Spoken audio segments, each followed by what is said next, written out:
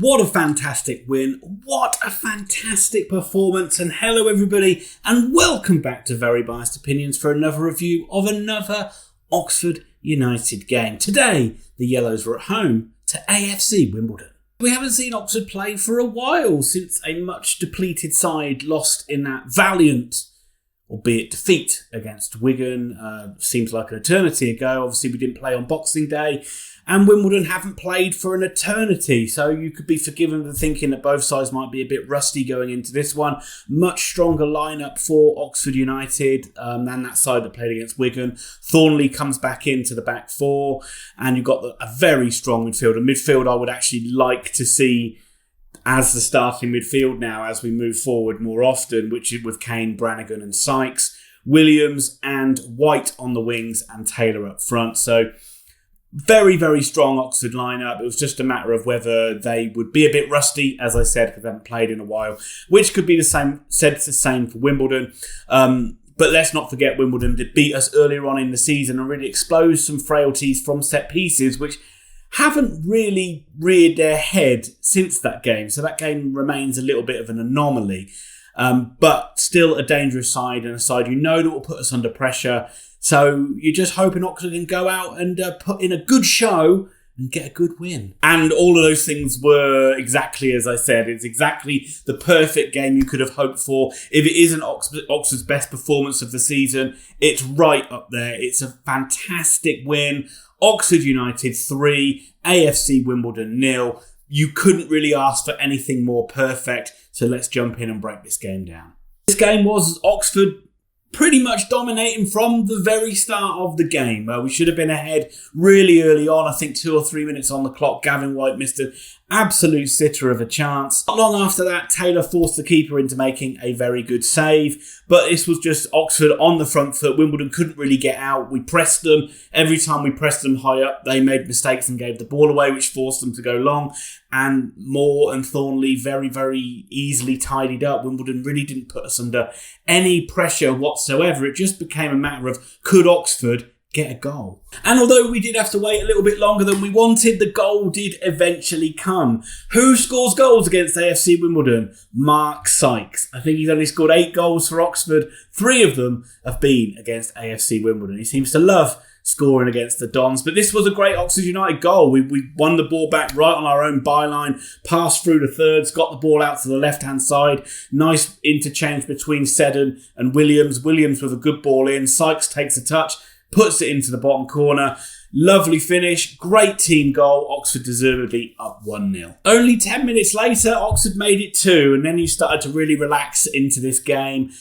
The first goal all came down the left. The second goal showed the quality we had on the right-hand side of the pitch as well. Again, a good move, but all orchestrated by some great work between Sam Long and Gavin White, made up for his missed chance earlier on in the game. With a great ball into Matty Taylor, who peeled off to the back post. Tap in for him. Very similar to his goal he scored against Wigan, but at 2-0, I mean, you really felt Oxford were home and hosed already in this one. 2-0 at half-time, yet no real more scares. It's just a matter of could Oxford add to the goals? You were always a little bit hesitant of them just thinking, will Wimbledon come out and be a bit of a changed side, have nothing to fear?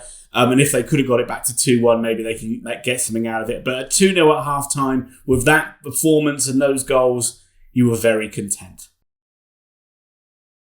Start the second half, Wimbledon didn't really offer much. They certainly played with a little bit more intensity and pressed Oxford a little bit more and did create a couple of, wouldn't even really say chances, but openings where they just couldn't really get on the end of anything. I remember there was like one cross which flashed right across our goal. But that was to be expected. And I would say Oxford possibly a little bit off the pace for the first 5 or so minutes. But then we really cranked it up again. And we were able to sit off Wimbledon and hit them on the break. And again, a very, very dominant performance. Third goal did eventually come on 60 minutes. I can't say it was a goal from a set piece, but we've been so bad from set pieces, we're going to take it. It was kind of recycled from a corner. Deep cross from Gavin White, got all the way to the back post. Long, who was still up from the first corner, unmarked at the back post and could tap it into an empty net. Good finish from Long. Great ball from Gavin White. And as I say, he didn't score in this game, but 2 assists and 2 excellent assists as well. And there's not really much more you can really say about this game. Oxford just completely dominated this AFC Wimbledon side, who we didn't really give them a sniff to. Look, they're going to be saying they haven't played in a long time. So there was some rust out there. There's probably some tiredness. And it's not an ideal situation for them or for any football club. But all Oxford could do is go out and beat them. And we did. A great performance. And we'll get to where this is in the overall picture. But let's just talk about all the many positives. Let's start with a clean sheet for Eastwood. He doesn't get many, so let's celebrate those ones as good as any goal that we score. Jack Stevens back on the bench as well, which is all good news. The first game against Wimbledon, we were really put under pressure by them being direct and from set pieces, and that really wasn't the case this time. We looked so much stronger, so much more assured than the first time we played AFC Wimbledon earlier on in the season, and that is only an encouraging sign. It's very rare that I can think of many games where Oxford haven't played well this season.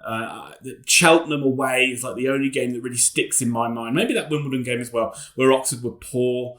Usually, we turn up and give a good account of ourselves, and that is really encouraging going down the straight as well. Midfield, brilliant. Kane, brilliant. Brannigan, brilliant. Sykes, brilliant. Run out of words, don't you? We can attack from both wings. We look dangerous on both wings as well. I really like Ryan Williams.